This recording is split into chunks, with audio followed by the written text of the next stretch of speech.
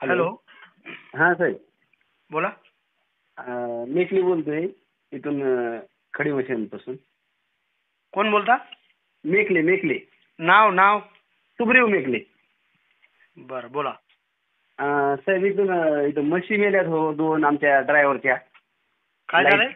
म्हशीला लाईटला चिटकून. कुठं ठिकाण कोणतं आहे? इथं सोऱ्याला बरडमाळाला इथं. बरडमाळ सोरा. हां हां हां. बरं तुम्ही त्याच ठिकाणी येता? हां मी इथंच आहे साहेब. ठीक आहे ठीक आहे. येतो का? हो येतो येतो. या साहेब या या. हो हो हो.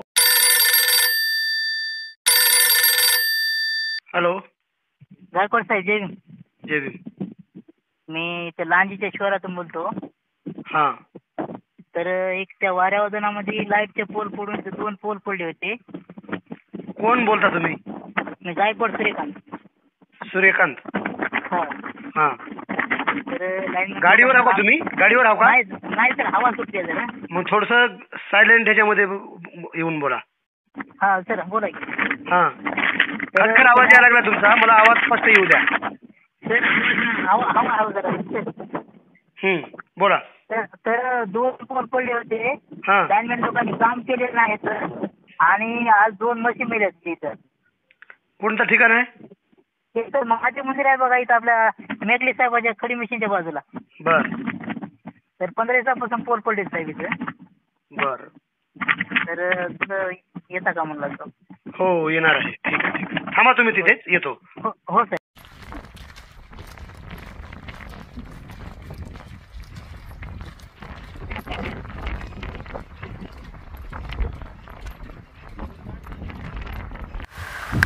नागरिकांनी फोन केल्याबरोबर त्या ठिकाणी जाऊन नेमकी त्यांची काय समस्या आहे आणि त्यांच्यावरती काय उपाय निघू शकतो हा माझा प्रयत्न असतो.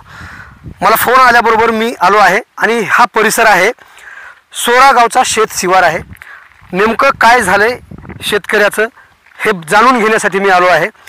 त्यांनी फोनवरती तर सांगितलेलंच आहे की सोरा गावच्या शेत शिवारामध्ये लाईटचे पोल पडून विजेचे पोल पडून म्हशी दगावलेले आहेत. काय झालं असेल नेमकं, कशामुळे ते पोल पडले आणि त्याची कोणी दखल घेतली आजपर्यंत, हे सगळं जाणून घेण्याचा माझा प्रयत्न असणार आहे. समस्याग्रस्तांना कसा न्याय मिळवून देता येईल हा माझा उद्देश असतो. तुम्ही बघू शकता आता मी आलो आहे आणि पलीकडे त्या तिकडे बघू शकता तुम्ही म्हैस पडलेली दिसते आणि काही नागरिक पण आहेत. त्याच ठिकाणी तिचा मालक पण असणार. मी तिकडे जाणार आहे. बघू शकता तुम्ही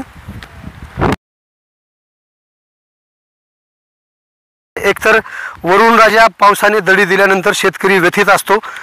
पाण्या पावसाचे पेरणीचे दिवस आहेत, मात्र अजूनही शेतकरी म्हणावा तसा समाधान नाही आहे. मात्र एका शेतकऱ्याच्या म्हशीवर विजेची तार पडून या ठिकाणी पूर्ण मेलेले दिसत आहेत. मला बघू शकता हे दगावलेली म्हैस आणि त्या म्हशीचं वासरू. हां कोण आहे शेतकरी म्हशीचे मालक कोण आहेत? या इकडे अलीकडे या जरासं. तुम्ही बघू शकता. समोर या तुम्ही, समोर या. मला पूर्ण तुमचं नाव सांगा. राम नामदेव गोशिटे नरलांजी. बरं काय नेमकं कसं झालं हे प्रकार कसा झाला? साहेब 8-10 दिवस झालं खांब पडून यायची कोणी दखल घेतली नाही. लाईनमॅन कोणी बघायला नाही. त्याला बोकळ फोन लावला, विचारला, त्याने काही सांगायला तयार नाहीत. हे 11-12 वाजता या अपघात झाला. 8 दिवसापासून हा पोल पडलाय. 8-10 दिवस होऊन गेले याला पोलाला. आणि विजेत लाईट चालूच त्याच्यामध्ये. लाईट चालूच आहे. लाईट चालू असल्यामुळे मध्ये साडकून मी आमची मध्ये. आता आपण इथं काय केलं पाहिजे की 8 दिवसापासून जर ही लाईट चालू असताना पोल पडतो आणि त्या पडलेल्या तारामधून वीज प्रवाह सुरू असतो, मग इथलं नेमकं महावितरण प्रशासन काय करायला लागले हा प्रश्न निर्माण झाला आहे. आणि आपण थेट अभियंत्यास फोन करूया, इंजिनियरला फोन करूया. नेमकं कोण आहे या ठिकाणी? तुम्ही त्यांच्याकडे मागणी केल्यानंतर हे सांगितलं होतं असा पोल पडलाय म्हणून? 8-10 दिवस झालं त्याला सांगून कुणीच यायला तयार नाही. एक मिनिट तुमच्याकडे तो. हां काय म्हटले मग? ते जुडवून घ्यावं लागते असं तसं म्हणले, परंतु घेतले नाहीत. नाही. बरं MSCB विभागाचे अधिकारी माझ्याकडे नंबर आहे, त्यांचा फोन लावूया आपण थेट.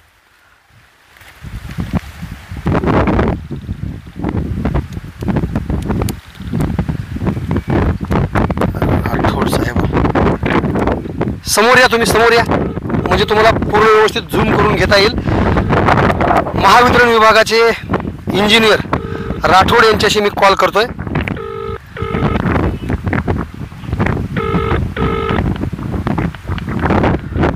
फोनची रिंग चाललेली आहे. नमस्कार सर, गायकवाड बोलतो, शिवाजीराव पत्रकार. सोरा गावच्या शिवारामध्ये मी आलो आहे. सोरा सोरा सोरा सोरा ढाळेगाव रोडवरती जे मेकले खडी केंद्र आहे ना, खडी केंद्राच्या बाजूला जो परिसर आहे, सोरा सोरा महादेव मंदिर, ढाळेगाव रोडवरती जे जाताना खडी मिशनच्या बाजूला महादेव मंदिर आहे आणि महादेव मंदिराच्या मोजक्याच अंतरावर तिथं एक पोल पडलाय. मागच्या 8 दिवसापूर्वी पोल पडला, विजेचा पोल. पोल पडल्यामुळे तिथल्या त्या नागरिकांनी तुमच्याकडे मागणी सुद्धा केली आहे. राठोड साहेब, तुम्हाला आवाज येते का माझा स्पष्ट? माझा तुम्हाला आवाज येते का हे सांगा अगोदर.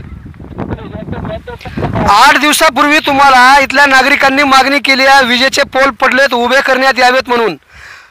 विजेचे पोल उभे का करण्यात आले नाहीत? ते विजेचे पोल उभे न केल्यामुळे एका शेतकऱ्याची म्हैस व त्या म्हशीचं बाळ, म्हणजे ते वासरू, वगार ज्याला म्हणतात, ते दोन्हीही जागेवर दगावले आहेत. विजेचा प्रवाह सुरू आहे आणि 8 दिवसापूर्वी तुमच्याकडे मागणी करून सुद्धा तुम्ही तो पोल उचलला नाही, म्हणून त्या शेतकऱ्याला नुकसानाला तोंड द्यावं लागलंय. हॅलो, तुम्ही आता कुठे आहात? तुम्ही काय म्हणता सर? तुमचा आवाज मला स्पष्ट येऊ द्या.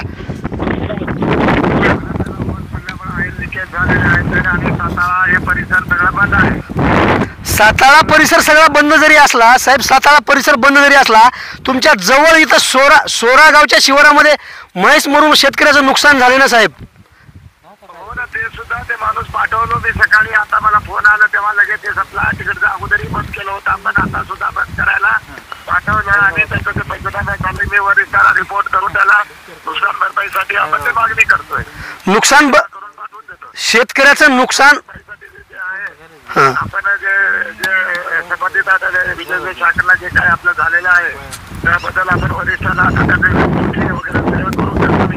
बर, हा, इलेक्ट्रिकल इन्स्पेक्टरला. आता गत्ताचं इथं पॉवर ट्रान्सफॉर्मर सर ते आहे, मी माणसाला पाठवलो, ते फोटो घेतले. बर, तिथले फोटो घेऊन आलोय आणि हे फोटो आम्ही वरिष्ठ फोटो सुद्धा घेतले तिथले आणि तो सप्लायचा प्लेट करून ठेवलेला आहे आणि फोटो सुद्धा तिथले घेतलेले आपण. ठीक आहे. माझा उद्देश तुम्हाला फोन लावण्याचा हाच आहे की ज्या शेतकऱ्याचं नुकसान झालेलं आहे त्याची नुकसान भरपाई मिळाली पाहिजेत आणि ते आपल्या माध्यमातून होईल. बरोबर आहे. माझ्या माध्यमातून मी सगळं वरिष्ठाला जे काय झालेलं आहे फक्त त्याचं पिया वगैरे करून द्यायला सांगा फक्त तेवढं. आणि आपण ते पंचनाम्याचे रिपोर्ट वगैरे सगळं पाठवून मी इलेक्ट्रिकल इन्स्पेक्टरला बोलवून घेतो आणि ते पंचनामाचा रिपोर्ट करून पुढच्या कारवाईसाठी पुढील कारवाईसाठी वरिष्ठाला सगळं करून देतो. ठीक आहे सर, धन्यवाद. आवाज बहुजनांचा.